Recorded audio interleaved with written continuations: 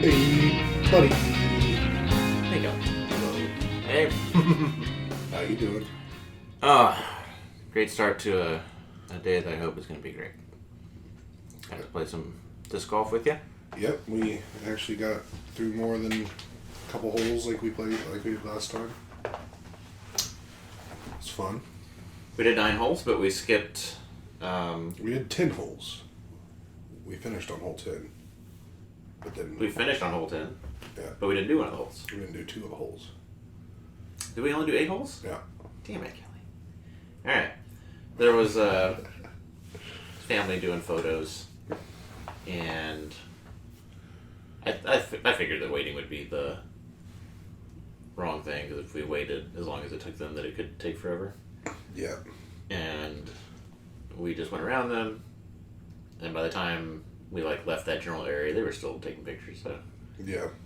They had some little kids running around that easily could have gotten killed by a stray disc. oh yeah, teeny tiny things. All 3 of them at one point were shaking the chains on the goal, Yeah. which was hysterical to me, because it was like, where are we shooting next? Oh. Yeah. At these 3 small children, but that's how small they were. Is that their head was right up at the rim. Yeah. They're little ones. Mm-hmm. Yeah, I had a good time. Same. My throwing arms coming back. Mm-hmm. Figuring out how to get a little bit of distance. Hopefully here in the future it'll get better and better. I'm not shooting 6s and 7s and 8s on all the holes. Some of those holes are incredibly long, though. And treacherous. Yeah. I never would have thought this disc golf course would be as treacherous as it is. I think I brought it up the last time we did it, but I selected it because everything north of 183 to me is the beginning of the Great Plains, Right. And the flatness, and that's why I picked this course, because I assumed that it would be very flat, and it really doesn't even take long for that to stop being true, because even where it could be flat, like where there's fields, that's where that retention pond is. There's steps. It's flat, and then it'll just go down real steep, and then it'll be real flat, and then it'll go down real steep. Really, other than the very first hole, the rest, I guess, and the second hole that we didn't do, but the rest of it is all real treacherous. Yeah.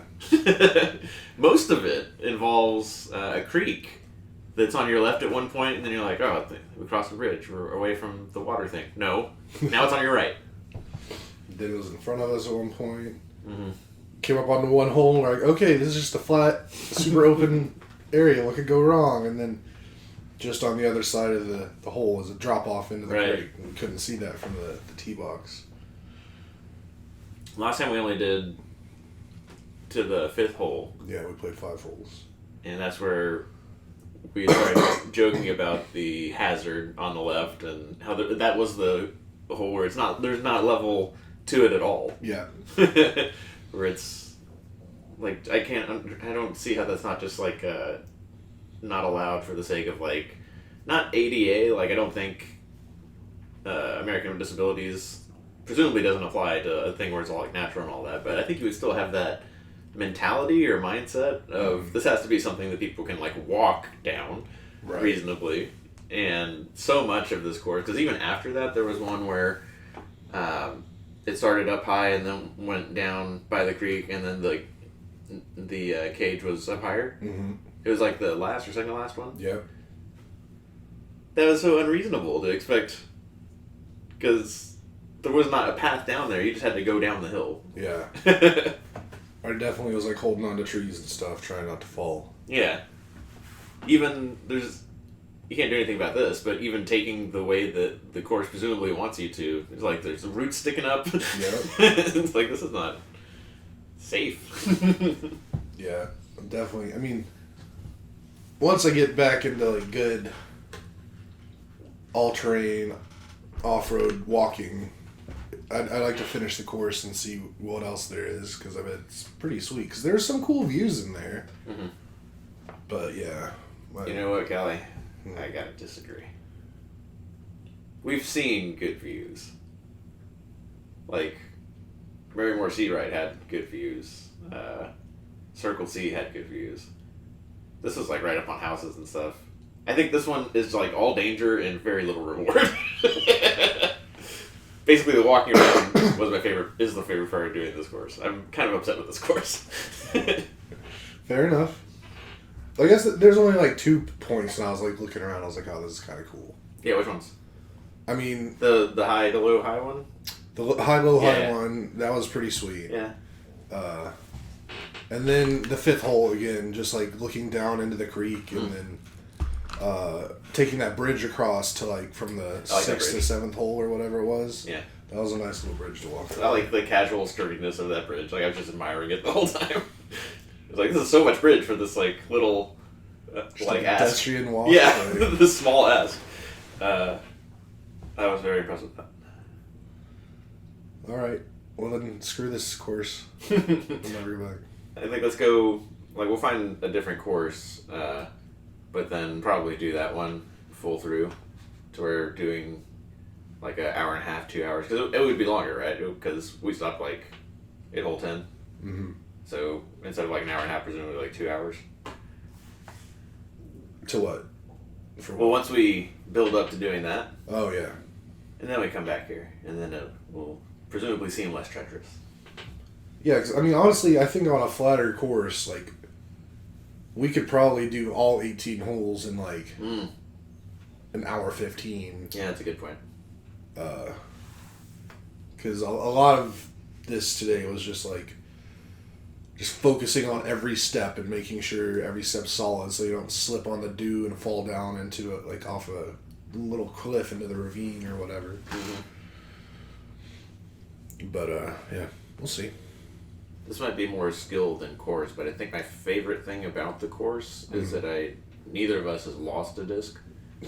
Even when it's gone into the rough. Yeah. It's still, you can see it. And maybe that's because, like, we're what used to be, like, the rough being unreasonable. Mm-hmm. Maybe we're better at that. But I think just also the way they have it manicured or whatever contributed to that. That's my positive to say about this. Yeah. I don't know, I still had fun. Yeah, definitely. I did the trifecta this week of basketball with Jer, 6 miles, Lake Pflugerville, basketball Jer Tuesday, Lake Pflugerville Thursday, and then this today. So it's like a trifecta fitness week for me.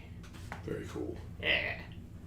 And then doing the weights and stuff with Bash when we listen to our short stories and podcasts and such. I'm in a good fitness groove lately. Nice. Yeah. Feels good, man. Heck yeah.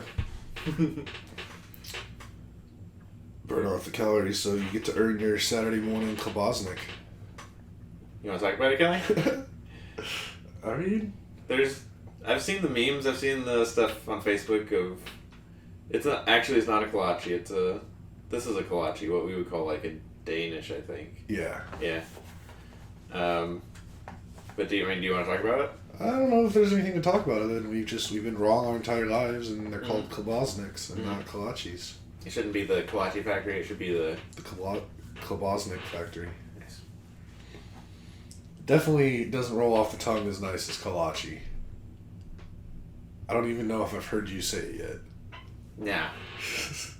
The first time I saw the spelling of the word, I was like, I told you this in the car, CZK, I'm out.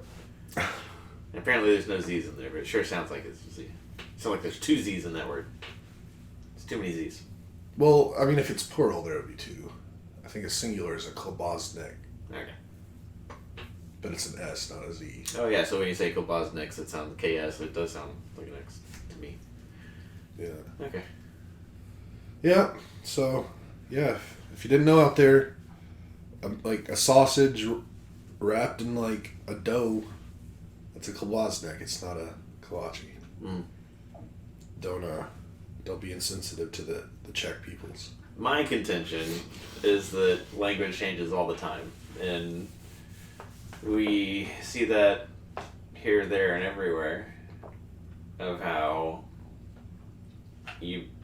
if you try and be a stickler for this, that, or the other, that's what you'll get in return, is that language is a living thing, an evolving thing. And I take the functionalist perspective of, if I go in those doors and they've got it labeled kolache, I'm not going to say, hey, can I get the other thing, the other word that's not what is labeled. Are you just refusing to say the word? Say it. No, I mean, that was... No, I know, but just still say klobasnek? it. There you go, okay. Is that right? Klobasnek, yes. Klobasnek. Klobasnek? K-L-O-B, Klob. Klob. A-S. As. N-E-K. Neck. Mm-hmm. Klobasnek. Klobasnek. Okay. Easy. And yeah, I'm not going to say it. That's not what we call it in Texas. That's not what they call it in that store that we go to. So... Smiling Donuts, shout out. We've been doing something wrong for generations. We finally learned what the right thing is, and we're just going to say, screw it, we're not going to do the right thing. We're going to stick with the old thing. If that establishment is calling them that, then that's what it is on the menu. That's what you call it. Well, there has to be pioneers to change the establishment. And You're going to open a klobasnek thing competing next door? I might. Yeah, like Larry David with his coffee shop. Yeah. Let's go. Would be pretty funny. And those ladies and that dude that like genuinely love their job, they're like, what did we do wrong?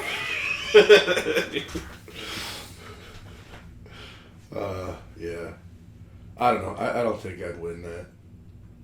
Because I don't think, or at least not yet. It's going to take some time before klobasnek becomes an accepted term.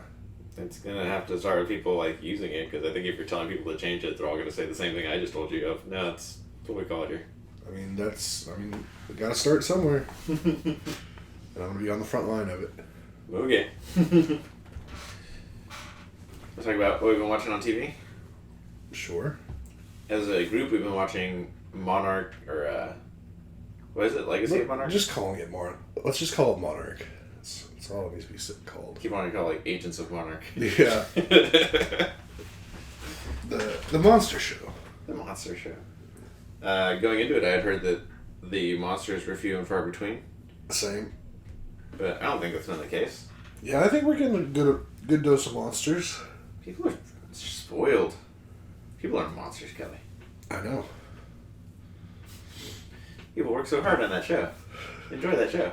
We complain about that show. No, I like it. I'm honestly pretty bummed that we're watching it as a full group and we can only watch like one episode a week. Mm-hmm. Because that's only like so many episodes at all. I wish I was done with it already. Like I'm gonna keep watching. I want to binge it. But that's life. We're almost through Ted Lasso. I think we only have like 3 episodes left. Silly. Yeah. Are you ever gonna finish it? Yeah. I mean, I'm pushing for that, yeah. Multiple shows we've gotten to the last episode and not watched. Right. Because you're weird. Yeah. That's a particular wavelength of weirdness that it's a little bit different between Ashley and I, but we definitely reinforce one another's whatever it is that makes us not finish that last episode. Yeah. Oh, that's funny. But as a as a Nathan named person, it has not been easy watching Nathan's heel turn. Oh yeah. But we're finally far enough along that I think we're seeing the light at the end of the tunnel.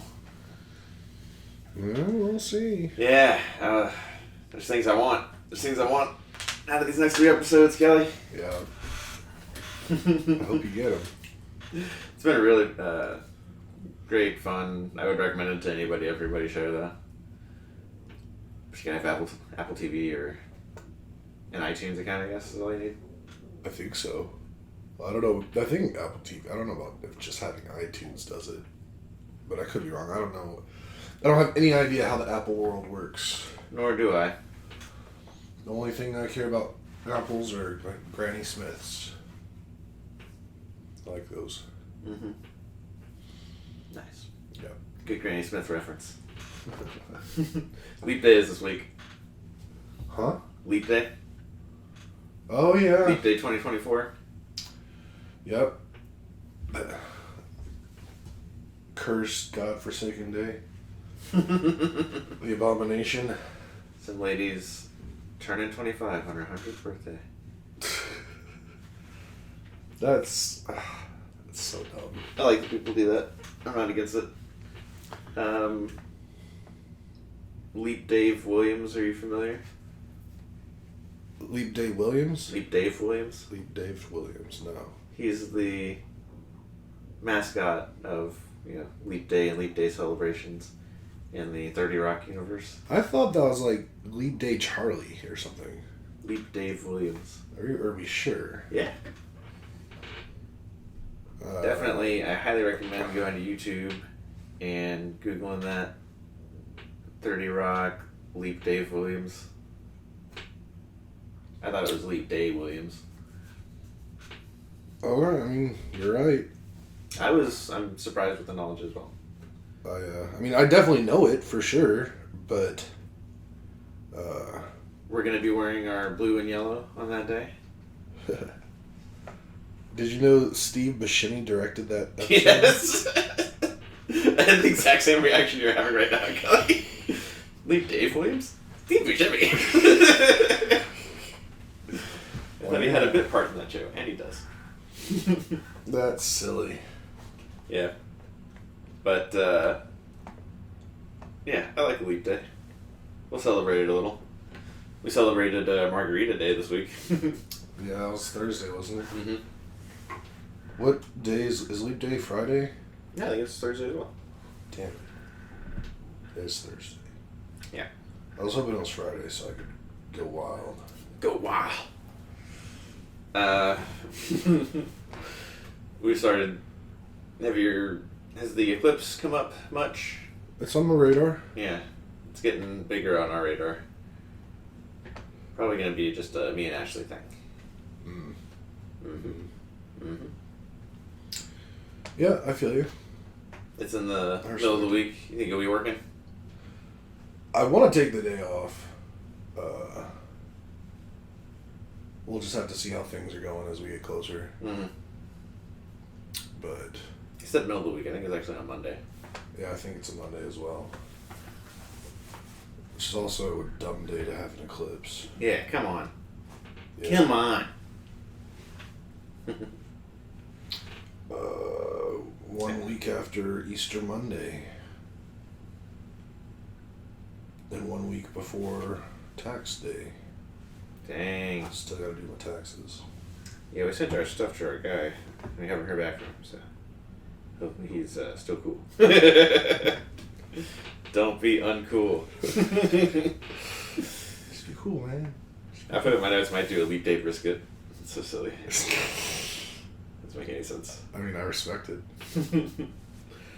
I have a news story and then a feel-good story about me and Jared in basketball. Mm-hmm. And then I have the words "no more cold." Yeah. Well, I thought we were getting a little something. Ash had me open the back door last night because the wind was cold. She's like, you gotta feel this. Okay, Leap Day high is supposed to be 59, low 45. We got up to 86 this week, so I will definitely welcome that. High of 59. Yeah, looks like we're gonna have the next 4 days are gonna be in the 80s, and then it's gonna drop to 66, then 59, then back up the 70s towards the 80s. So I think this will definitely be our last little cool couple days. Burn. Wednesday, Thursday. And then it's on to the heat. Onto the furnace. Yeah, it'll be a little bit warmer next time we do this next week. Because I think we started out in the high 50s, but it'll be if the low is 52 at 6 in the morning or whatever. Yeah. It'll be 60 whatever and then 80 by the time we finish. I'll be so angry. Miserable. Yep, I've been hardcore thinking about moving north to fairer weather. I want to build a house. Mm-hmm. wouldn't be very big. Right now, I have it mapped as a 750 square foot house. Yeah. But I have like the floor plan, like all mapped out. Sweet. Like measurements and shit, accounting for wall depth, even.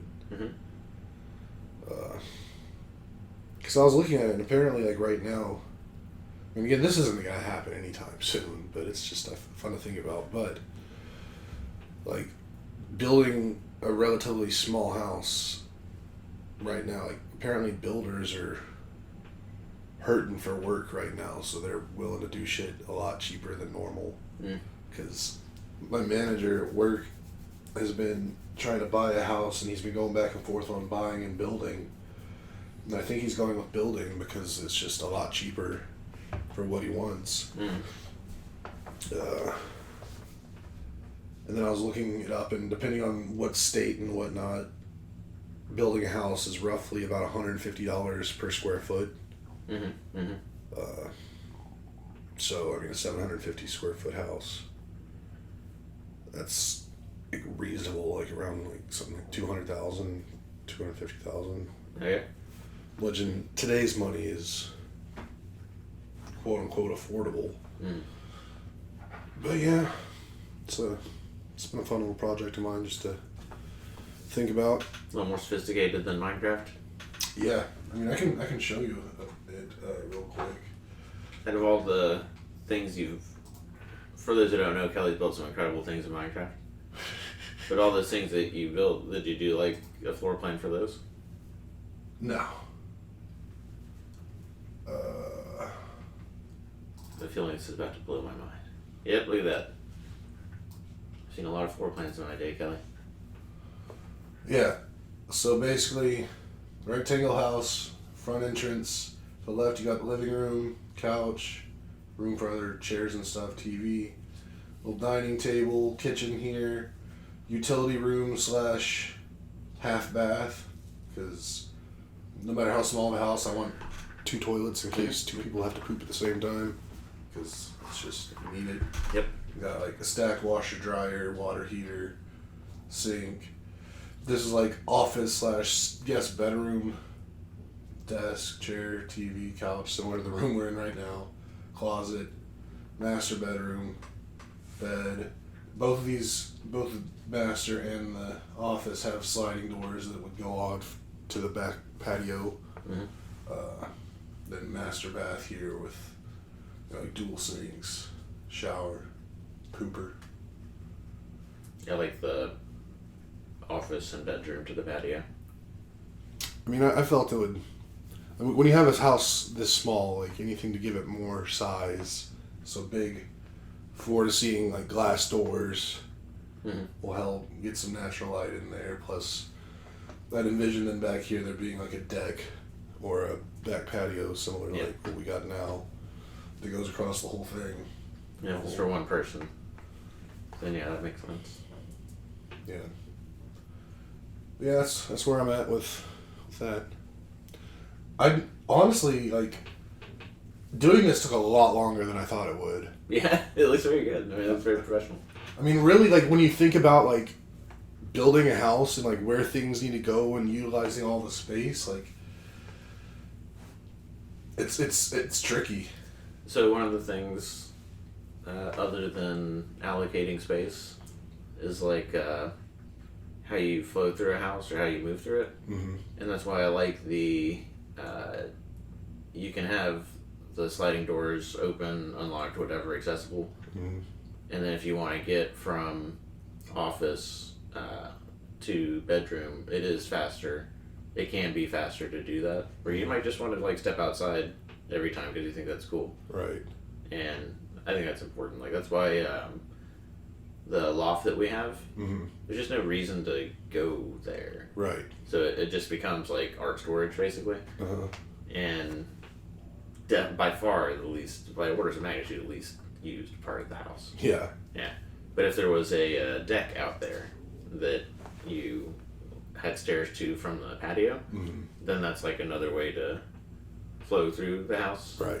And I think that would help.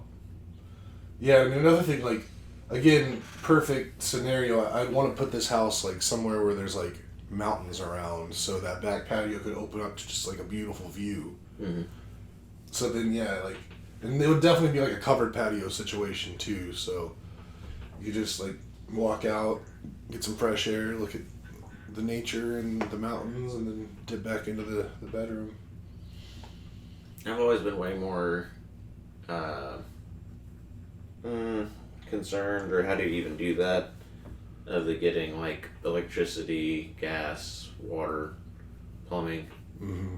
And I think the house that we were at in Colorado, I think it was all tanks, right? Like there wasn't anything set up but electricity. Mm-hmm. And there was like a service that came and replaced the drinking water and took out the septic or whatever. Mm-hmm. Yeah, I mean, in my mind, the only things that would have to be like brought in from outside infrastructure, whatever, would be electricity and internet, ideally. Yeah. But other than that, like a well situation could do the water and then septic tank, and don't have to actually connect to the main plumbing of the wherever this would be put. Mm-hmm. So really just electricity is the number one thing. But that's not all that hard.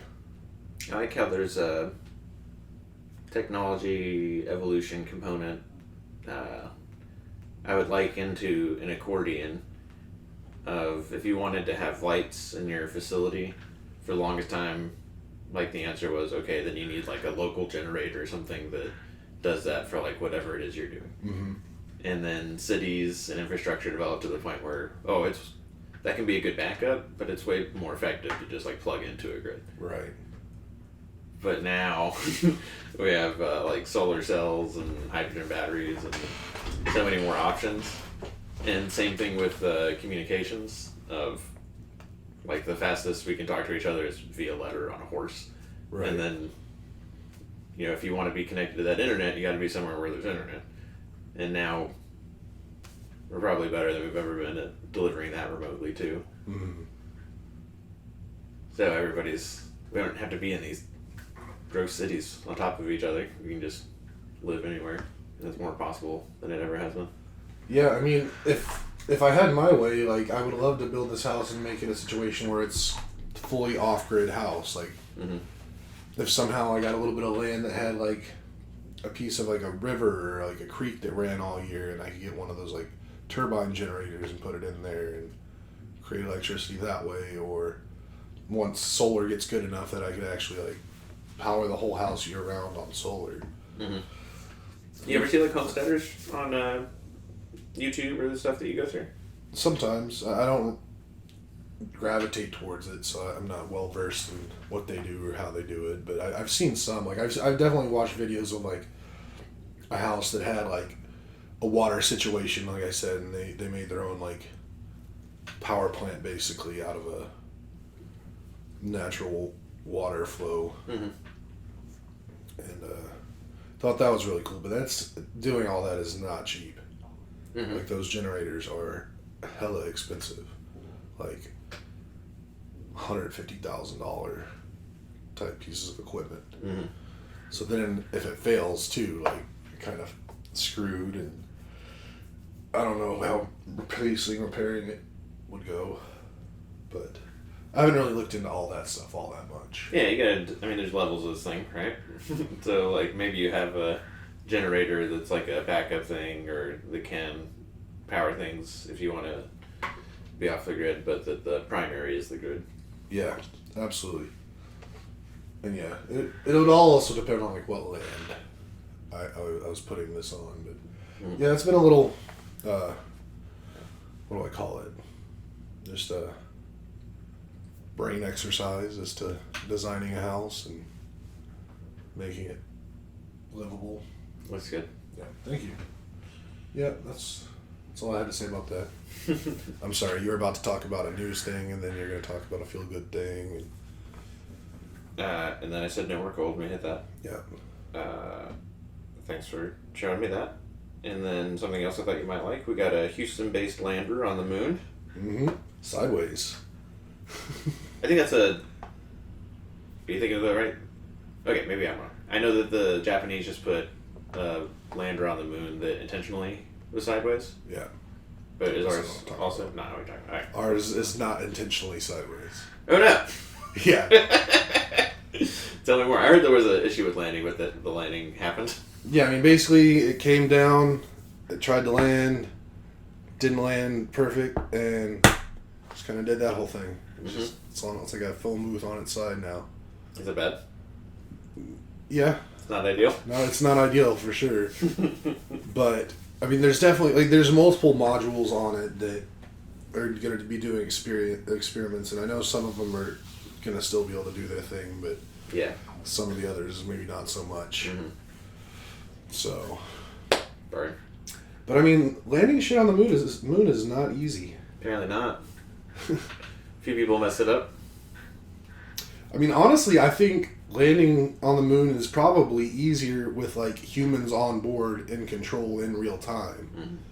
When having these automated systems doing it, and there's such a time gap in between sending signals between here and there, you can't control it in real time.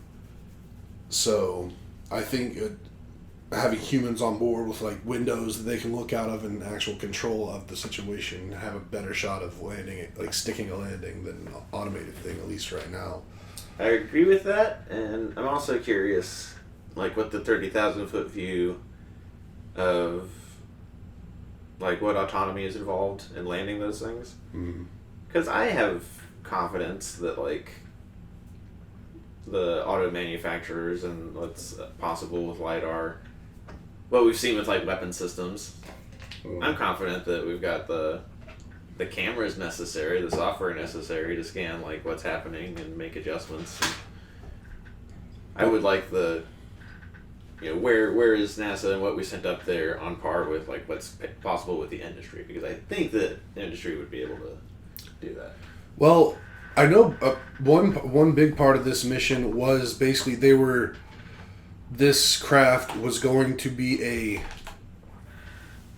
like a measurement point for like LiDAR systems. Mm-hmm. So then they'd have something to be able to track and know exactly where it is, and then be able to gauge off that. So I think they're trying to get stuff down there to the point where we can see them, the crafts can see them, and then navigate via that way, but we don't have anything really to navigate by yet. Like, I know I missed the landing live by about an hour, but I went back and I was watching it, and they were talking about it when it got to a certain altitude on the descent.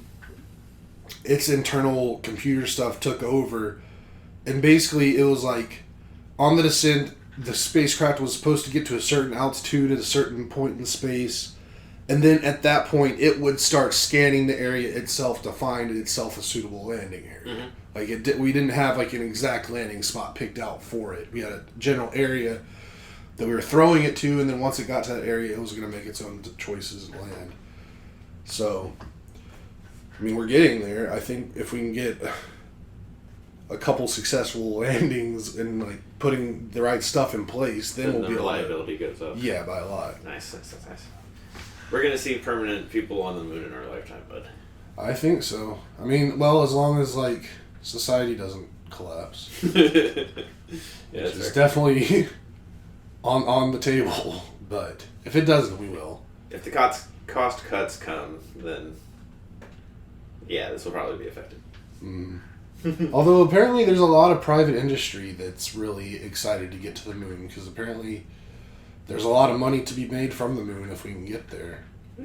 So, there aren't treaties or something saying you can't make money off the moon? I think a lot of all the treaties and what was said about the moon in the past are kind of getting torn up and rewritten right now. Nice.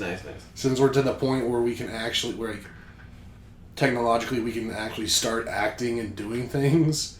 They're all like, well, I mean, yeah, we said that, but we're just gonna be kind of cool and just go and do this and just don't look at us. But then everybody looks at it because any human going to the moon is a pretty big deal. That'll be what starts World War III. Yeah. U.S. can't have the whole profitability of the moon to themselves. I mean, multiple countries are trying to get there right now, trying to land stuff on it. China's doing it.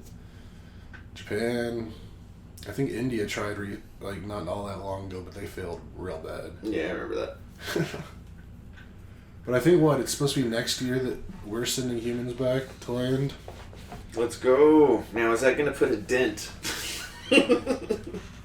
in the tens of millions of people who are certain we never went to the moon in the first place? That'll be an interesting thing to see. I don't know how that's going to go. When we're constantly, when there's a live stream from the moon at all times, that's 8 seconds delayed or whatever. Mm-hmm. Will that change things? No, they'll just be like, oh, it's just the Truman Show.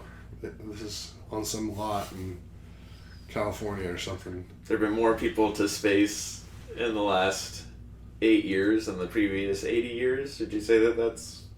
Yeah. Yeah. Well, I mean, I guess depending on what you qualify as space. The commercial stuff. I know that one of them doesn't really count for whatever reason.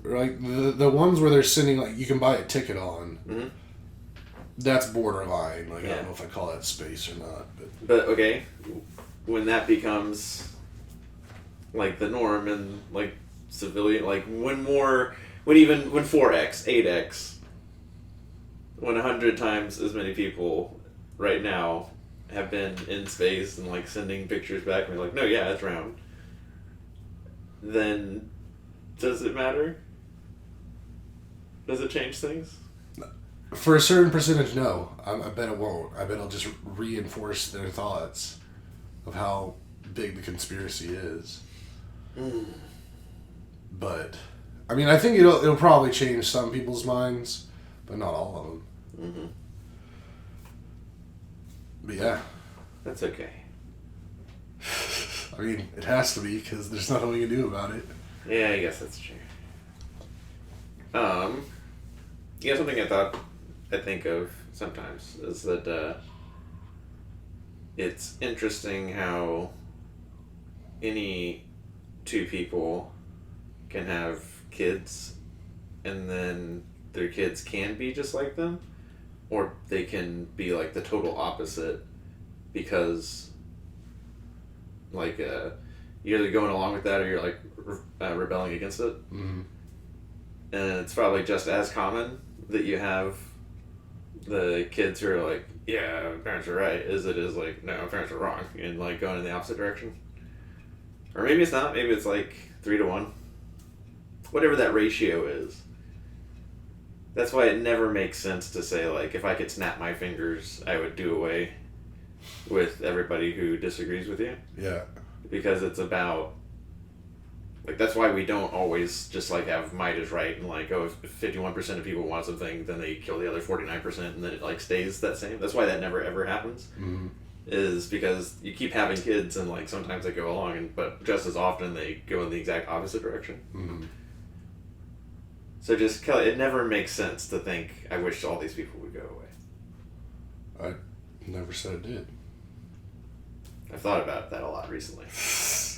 Did you start wishing for a lot of people to go away and then you had to walk yourself back on it and understand why? Honestly, no. And honestly, it's because of a lot of what's going on in the news with Israel-Palestine and I mean, fucking totally different. I want it to be different as much as possible. But I listen to a podcast that does focus groups, and they were recapping the big takeaways of focus groups generally, and how you build a focus group of people who have voted for Biden 2 times in a row, and when they talk about Republicans, it's family and people they work with, and they understand where they're coming from, and they disagree. But when you get 2-time Trump voters, mm-hmm. and people who want to presumably vote for Trump again, and you try and build a focus group of that, and then you do each of those hundreds and hundreds of times. The thing that scares me is those focus groups, when they think of Democrats, are communists need to be a lot of genocidal language, and it's not a matter of neighbors, people that I know and work with, and just happen to like disagree with on politics. It's much more like a mindset of being at war, and that's really why I've been thinking that. Is you got to take a step back, and that's even if you snapped your fingers and made everybody you disagree with go away, that there's the next generation, the next one after that, the next one after that. Yeah, but if you did the snap, at least you have a few generations apiece. You would have one generation of not having those people around. But then your own kids would be like, you did what? That's awful. They wouldn't have to know.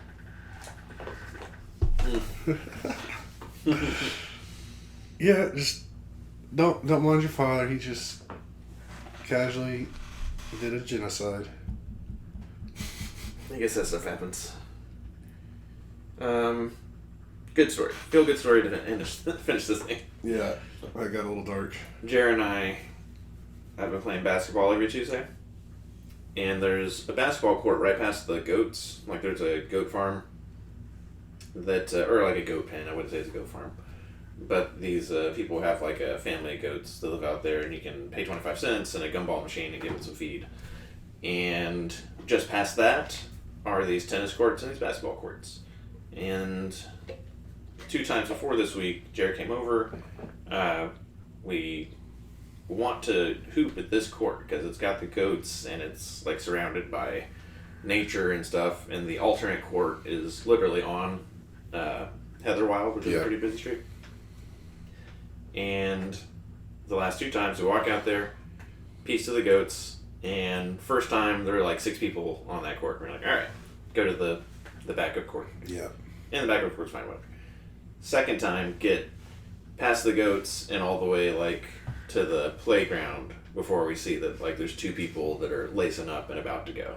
And we're like, they could use half of it, we could use half of it, but no, just forget about it and go to this other court. And this other court, we've always got it to ourselves. Nobody wants to play at that court. Right. This time, this Tuesday behind us, we go out there, and it's just me and Jared. And the difference is that because of where the houses are or whatever, there's way more sunlight on this court. Mm-hmm. A little bit of squinting, but the nets on the rim are this like metal chain. Yeah. Beautiful sound. That's one of the greatest sounds in the world. That's my favorite net now. And whatever, it gets to like peak. The sun is gone behind the trees. Just me and Jared. People showing up to play pickleball at the tennis court, but not bothering us. And we're just having a good time. And then kid shows up, and Jared and I are playing around the world. And he asks, "Hey, can I shoot?" And he's got to be like not 13, I would say like 12 or 11, and had to decide. Are we gonna be the crusty old adults that are like, "No, kid, we're playing a game. Get out of here," or we're gonna take this opportunity to be, good adults in the neighborhood, right? So I tell him, well, you can play with us. Like, you can jump in. And he's like, okay. And I was like, around the world? It's like, around the world, yeah. So just let him shoot. And he takes his turn, and then it's Jared's turn, and it's my turn. We just, like, play this game all the way through. And Jared asks him, do you want to play a game of horse? And the kid was like, yeah. And then his 2 friends show up. So now we got like 3 kids to me and Jared. And first thing they asked was like, do you guys want to play, 2-on-2? You're like, no, we're not going to play 2-on-2 with you. But we're playing horse, you want to jump in horse? And they're like, yeah. So we got these aren't like children that shouldn't be unattended. These aren't like 8 or 7 years old. Right. But they're not 15. I don't think they're 14. 13 at the oldest, but I think like 12, 11. Yeah. And just a perfect age. And I thought it was really great that, just embracing that opportunity. Definitely scratched my YMCA, helping the older youth, being a good like male role model in the community. Yeah. I like that a whole lot. And then also, I don't know. I generally don't hear good things about kids. Yeah. Like I was trying to treat the opportunity like it was a good opportunity to have like you can go to a basketball court and it's a safe place in the community to just two dudes playing basketball. You can be incorporated into that and not just like told to fuck off, you know, that kind of thing. But at the same time, I was like, youth are bad news.